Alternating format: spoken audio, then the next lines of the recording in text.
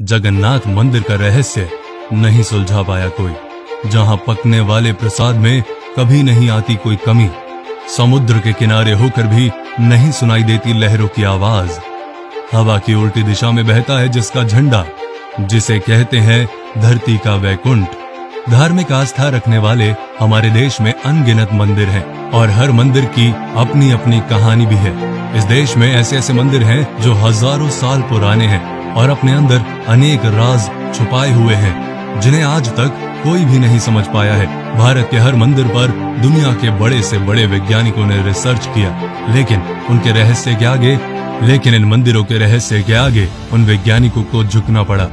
आज मैं आपको ऐसे ही एक रहस्यमय मंदिर के बारे में बताऊंगा जिसके बारे में सुनकर आप हैरान हो जाएंगे। जगन्नाथपुरी मंदिर। उड़ीसा का जगन्नाथपुरी मंदिर भगवान श्री कृष्ण का मंदिर है। अगर आपको ना पता हो तो मैं आपको बता दूं कि चारों धाम में से एक धाम है ये मंदिर। ये पवित्र मंदिर पूरी दुनिया में मशहूर है और हर साल इस मंदिर के दर्शन के लिए दुनिया के कोने कोने से लोगों की भीड़ लग जाती है। उड़ीसा में समुद्र के किनारे स्थापित यह मंदिर बहुत ही शांत कहा जाता है। मंदिर के बाहर जो सागर की लहरों का शोर बहुत जोर जोर से सुनाई देता है ना, वो इस मंदिर में आने के बाद किसी भी तरह की सागर की लहरें या कोई आवाज नहीं सुनाई देती, जो कि बहुत ही आश्चर्यजनक बात है। मंदिर के प्रसाद में नहीं आती कोई कमी। मंदिर के अंदर पकाया जाने वाला प्रसाद कभी भी कम नहीं होता। मंदिर के अंदर प्रसाद तब तक बंटता रहता है जब तक श्रद्धालु खत्म नहीं हो जाते। यहाँ डेली हजारों और लाखों की संख्या में श्रद्धालु आते हैं जिनके लिए डेली लंगर लगाया जाता है। इस लंगर में भी कभी कोई कमी नहीं आती, जिसका कारण है इस मंदिर की रसोई में छिपा रहस्य। दरअसल इस मंदिर में प्रसाद पकाने के लिए 7 किस्म के बर्तनों को एक साथ पकाने के लिए रखा जाता है, लेकिन हैरान करने वाली बात यह है कि इसमें सबसे ऊपर रखे हुए बर्तन में प्रसाद सबसे पहले पकता है, फिर उसके नीचे रखे बर्तन में। भगवान को चढ़ाने वाला महाप्रसाद को बनाने के लिए 500 रसोइये, 300 उनके सहायक यानी 800 लोग काम करते हैं। शिखर का झंडा बहता है उल्टी दिशा में। जगन्नाथ मंदिर एक लौता ऐसा मंदिर है जिसके शिखर पर लगे झंडे को डेली बदल दिया जाता है। इस मंदिर की यह मान्यता है कि यदि एक दिन भी इसका झंडा नहीं बदला जाएगा तो यह मंदिर 18 साल के लिए बंद हो जाएगा। इसीलिए मंदिर का पुजारी डेली इस झंडे को इतनी ऊंचाई पर चढ़कर बदल देता है। लेकिन सबसे हैरान कर देने वाली बात जानते हैं आप क्या है?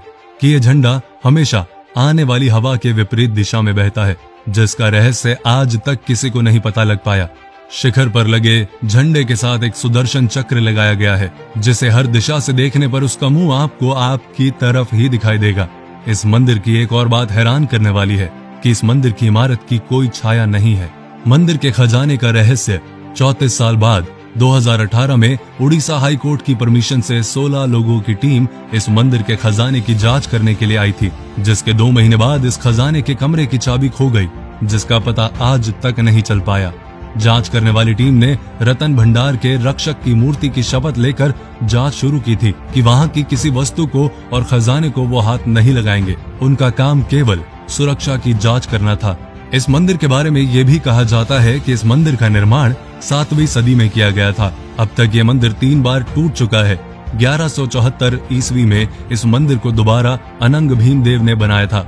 कहा जाता है कि राजा इंद्रदेवमान को सपने में भगवान विष्णु ने दर्शन दिए और कहा कि नीलांचल पर्वत की एक गुफा में मेरी एक मूर्ति है जिसे नील माधव कहते हैं, उस मूर्ति के लिए एक मंदिर बनवाकर स्थापित कर दो। जिसके बाद राजा के सेवक नील माधव की मूर्ति को एक कबीले से चुरा लाए जो इस मूर्ति की पूजा करते थे, लेकिन मूर्ति चुराने के कारण नील माधव की मूर्ति नाराज होकर वापस चली गई और राजा से वचन देकर गई कि वो वापस जरूर आएंगे, लेकिन पहले वो उनके लिए मंदिर बनवाए। राजा ने मंदिर बनाया और भगवान विष्णु से आने की विनती की। भगवान विष्णु ने कहा कि पहले समुद्र में द्वारिका से तैरकर आ रहे पेड़ का बड़ा टुकड़ा उठा कर लाओ और उससे मेरी मूर्ति बनाओ।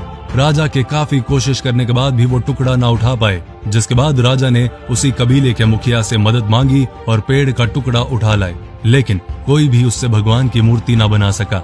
जिसके बाद विश्वकर्मा भगवान एक वृद्ध व्यक्ति का रूप धारण कर आए और मूर्ति बनाने के लिए राजी हो गए, लेकिन उन्होंने एक शर्त रखी कि जब तक मैं मूर्ति ना बना लूं कोई भीतर ना आए। लेकिन रानी को उनका काम देखने की उत्सुकता हुई और रानी के कहने पर राजा ने कमरा खोल दिया। जैसे ही कमरा खुला तो वृद्ध व्यक्ति वहां से गायब हो गया और कमरे में 3 अधूरी मूर्तियां पड़ी थी। जिसे राजा ने भगवान की इच्छा मानकर ऐसे ही मंदिर में स्थापित कर दिया और आज तक उनकी अधूरी मूर्तियों की ही पूजा होती है। पुराणों के अनुसार इस मंदिर को धरती का वैकुंठ कहा जाता है। तो अगर आप भी इस मंदिर में गए हैं तो अपने एक्सपीरियंस कमेंट में जरूर शेयर करें, और अगर आप नहीं गए तो जैसे ही मौका लगे वैसे ही इस मंदिर के दर्शन करके आइए। वीडियो को लाइक कीजिए, वीडियो को शेयर कीजिए और पेज को फॉलो कीजिए।